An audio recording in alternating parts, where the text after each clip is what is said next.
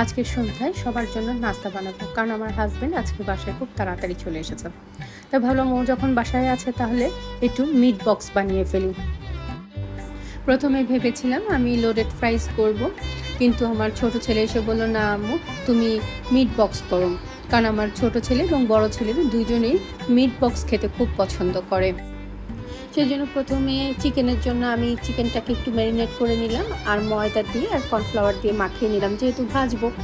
আমার কাছে মনে হয় যে মিট বক্স বানানো কিন্তু অনেক ঝামেলার কাজ, কারণ এর মধ্যে এতগুলো স্টেপ থাকে, সেই অনুযায়ী কাজ করতে গেলে না অনেক সময় নিজের কাছেই ঝামেলার মনে হয়। দেখো, চিকেন ভাজো, তারপর নাগেটস, স্টিপি বল, তারপরে হচ্ছে ফ্রাইজ ভাজো, আবার হচ্ছে সসেজও ভাজো, অনেকগুলো কিন্তু ভাজাভাজির কাজ করতে হয়। তারপরে তো আছে সস বানানো। আর আমি মিট বক্সের মধ্যে 2 ধরনের সস দেই। একটা হচ্ছে চিজ দিয়ে তৈরি করা হোয়াইট সসের মতো একটা সস, আর একটা হচ্ছে মেয়োনেজ দিয়ে। 2টা সস দিয়ে মিট বক্স বানালে কিন্তু অনেক মজা লাগে, সেটা কিন্তু অন্যরকম একটা টেস্ট আসে।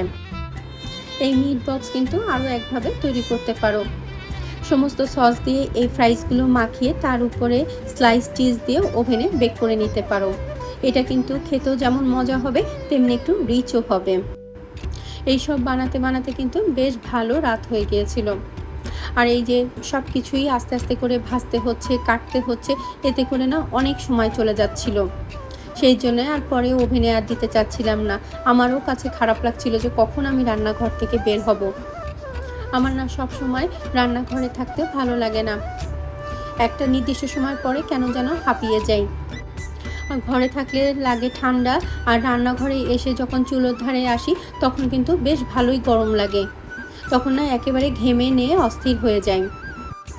যাই হোক, মিট বক্সের জন্য যে সসটা বানিয়েছি সেটার মধ্যে দিয়েছি মেয়োনেজ, সস, সর্ষে গুঁড়ো, একটু সয়া সস আর চিনি দিয়ে মাখিয়ে নিয়েছি। আর এই যে আমি একটা স্পেশাল যে সসের কথা বলেছিলাম সেটার জন্য আমি দুধ দিয়েছি, তার মধ্যে একটু সামান্য লবণ, অরিগ্যানো, চিজ, চিলি ফ্লেক্স আর গোলমরিচের গুঁড়ো দিয়ে ভালোভাবে মাখিয়ে নিয়েছি। আর এইটা না বেশি ফুটতে দেওয়া যাবে না, তাহলে কিন্তু দুধটা একেবারেই ফেটে ছানা হয়ে যাবে, যেহেতু এর মধ্যে চিজ আছে। আর এর মধ্যে তোমরা চাইলে কিন্তু ক্রিমটাও দিতে পারো। আমার ক্রিমটা কিন্তু ফ্রিজে আছে, সেটা নামাতে আর মনে ছিল না, সেই জন্য ফ্রোজেন হয়ে আছে, সেই জন্যই আর দিলাম না। ক্রিম দিলেও কিন্তু অনেক মজা হবে। মিট বক্সের মধ্যে তোমরা কিন্তু এই সসটা করে দেখতে পারো, খুব মজা লাগে।